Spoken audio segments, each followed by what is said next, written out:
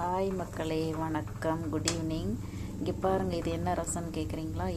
இதுதான் அந்த குளிர்காலத்துக்கு இதமான மூலிகை ரசம். இதில் தூதுவந்தலை, கோவத்தலை, அப்பக்கோவத்தலை, அப்புறம் நிறைய தலைகள், ஒரு 4 வகை குப்பை மேனி எல்லாம் போட்டிருக்குறோம்.